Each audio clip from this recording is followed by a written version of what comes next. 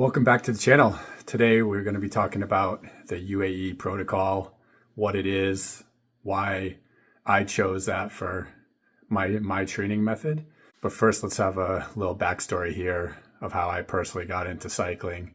2012 is when I first started watching and paying attention to cycling. Of course, that was the tour with Bradley Wiggins won it, and that's kind of right away fell in love with cycling. My favorite rider from there on out, Geraint Thomas. Just loved personality, way he rides. Obviously won everything, Grand Tours, classics, Olympic medals. But around that time, I was playing ice hockey. I was running 5Ks every now and then. And I did have a buddy that was kind of begging me to get into bike riding, and consequently I also tore my meniscus playing ice hockey, so it was kind of the perfect time to go ahead, get a bike and start biking. I ended up getting a Scott Speedster from Jack and Adams triathlon store, so just started riding that, 20-30 miles at a time. Got into triathlons a little bit, did some sprint triathlons, did one Olympic triathlon. But the more I was like training and running and swimming and biking, I just love biking. All the other stuff didn't really care for as much. I just wanted to bike every weekend. And so that's what I did. Started out with this famous route called the Dam Loop. It was like 40 miles, 35, 40 miles, and I would be completely smoked. Need like a 2-hour nap. But of course, you just kind of keep at it year after year, and that's kind of almost, nothing after riding for 10 years or so. 2013, wasn't doing any like proper training, just riding on the weekends when I could, if there was a other day that I had off, or, during the summer, longer daylight, getting a couple, other rides during the week, maybe.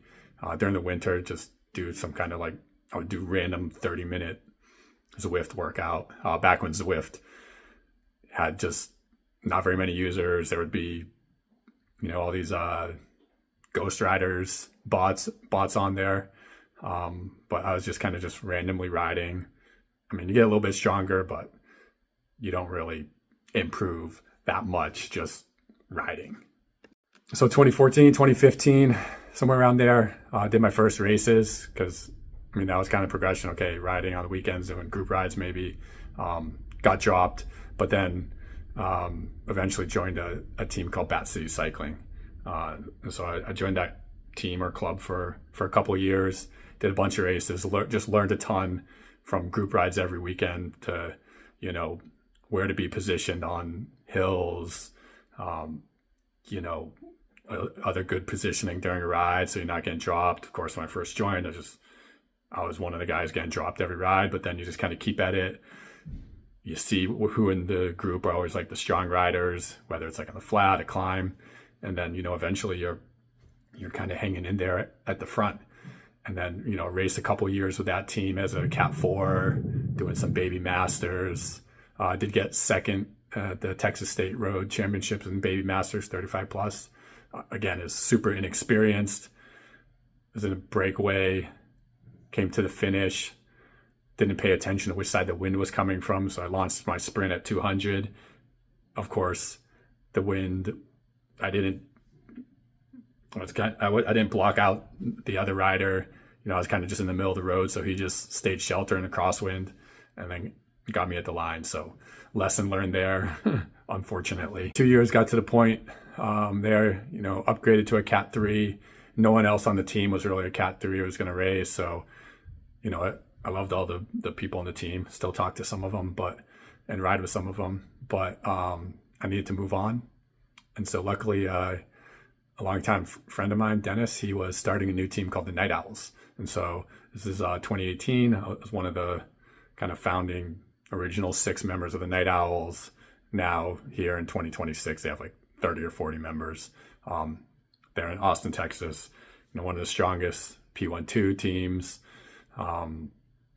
Cat 3s, the women on the team are really strong as well. First year, 2018, I think it was great. Just still doing great at front of races. Again, not having any type of structure, riding on the weekends. That's it. Good season. Then 2019, kind of everything changed. And that's also the year that really everything changed at the World Tour level. Also, when it comes to fueling these long range attacks, the just amount of hard training guys are doing. That was, of course, the famous Chris Froome attack in the Giro to win the Giro, fueling specifically for that effort. And so I was basically just trying to hang on at the Driveway Series, which is like a famous weekly criterium. So being at the front, I'm just pack fodder. And so I knew something needed to change. And luckily, our team had a coaching sponsor, Sharp Performance. So I reached out to them and started working with them. And so going from, again, just kind of randomly riding hard with friends or in a group, to actual structured training, 6 days a week, huge dividends. Went, back at the front of races, had people telling me I was doping because I went, kind of hanging around a 280 FTP to well over 300 a couple of months. So ever since then, just completely swear by structured training, whether you're using a coach or you're not. So yeah, after a few months, this is kind of the race I'm most proud of, probably still to this day. It just kind of shows you kind of the progression there, just a few months of structured training. It was at the Driveway Masters race, had a teammate up the road in the breakaway, and really the two strongest guys in that race from the same team, they were trying to bridge across, and I was able to just stay sucked on their wheel. They were counterattacking me for 2, 3, 4 laps. And so, yeah, here's the numbers. And I was able to stick with them. They couldn't get rid of me. They were getting a little frustrated, went back to the bunch, and I kind of went back to the bunch too. Got kind of caught out because he ended up attacking and getting across solo and ultimately winning. So mistake there. But as a Cat 3 Masters racer, I think these are pretty good numbers. These are still my all-time power best. So I want to get back to it. But yeah, it just kind of shows you how important structured training is. Long little backstory of where I am or where I came from and where we are today and why I chose the UAE structure. I did use those coaching services on and off for about 6 years, but I've always kind of faced health problems. It really kind of comes down to something similar to chronic fatigue, whether it's like seasonal allergies or something autoimmune. So it seems like every time I would get that fitness back up, some health related thing would hit me. So, sometimes I'd only be able to train 6 months out of the year or off the bike for 3 weeks at a time. And no matter what you're doing, whether you're putting in 6 hours a week or 16, the most important thing is just consistency. Week in, week out, month in, month out, putting in those hours. And I was never able to do that. And so, again, it's kind of a waste of time for a coach when I'm having to essentially just keep starting over and not being able to progress. It's a waste of time and my money, too, just kind of starting over. So, I learned a lot about training, but from being with Shop Performance, but I wanted something simple that I could kind of control, and watching a bunch of videos on YouTube, just kind of follow training trends or whatever. This UAE Protocol actually really interests me because of its simplicity. 2 different channels have made some videos on the UAE Protocol the last year or so. Keegan Swearable has done one. The Evoke channel has done one. I think Charlie Carpton Cycling has as well. And it's super simple. It's 3 things basically. You're doing 40-20, just 40 seconds on, 20 seconds off. You're doing torque or low cadence, and then you're doing zone 2, but it's kind of like a higher zone 2, high zone 2, maybe low zone 3. And it's really interests me because it's just these 3 workouts, super simple.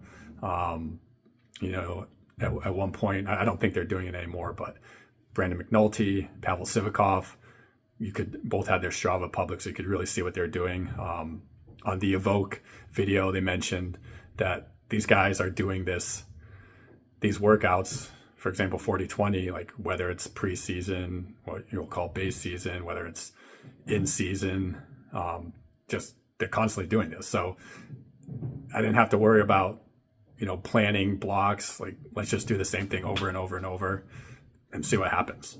40-20 in the UAE protocol is a little different than your standard 40-20, which is, again, 40 seconds on, 20 seconds off, but the off is just like soft pedaling traditionally.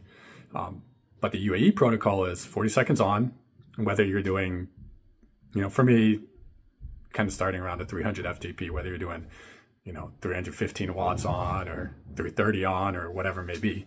But the off is not going into just like a complete soft pedal recovery. Those 20 seconds, you just drop into like a zone 2. And so you're still kind of keeping the pressure on. It's more like what you'll see in a race. You're not going to do an attack or respond to an attack, that 40-second effort and then soft pedal. I mean, sometimes you might in criterium or something, but for most part, the gas is going to be on. You're going to have to, raise the power at that for that 40-second interval. So I like the approach of the 40-20 better than your traditional 40-20s, 40 seconds on, 20 seconds like completely off. And then the second workout is torque or low cadence. Again, this is where you build strength. A lot of people do gym work. I don't have a gym or access to one. I'd rather just spend time on the pedals. And so this is a way to kind of build that strength. Quinn Simmons from Trek, he was on the Evoke podcast as well, talking about strength. And if you can, push X amount of power for X amount of minutes, at 60 RPM, when you're actually in a race, you need to do that effort. When you're doing, 80, 90 RPM, it feels easy. So it's just the way to build strength. And then the last is the endurance or zone 2, but UAE, it's kind of a higher level of zone 2, just on the gas all day. One thing on the Vogue podcast, again, they mentioned was looking at Brandon McNulty, his Strava of what's available. He rarely does over 5 hours.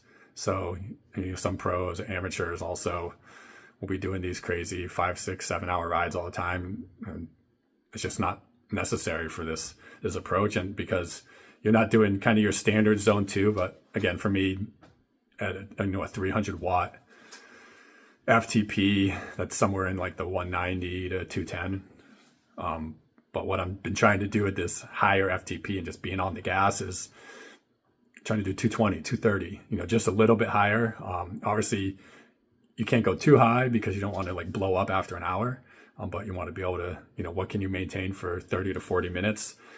And another option is Keegan Swerble mentioned this on his when he did a podcast about the UAE method is you can break it up into like 3x45.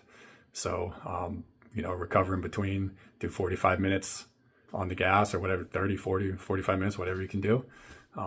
And that's kind of their endurance zone 2. So I like that as well. It's a little harder than your typical zone 2.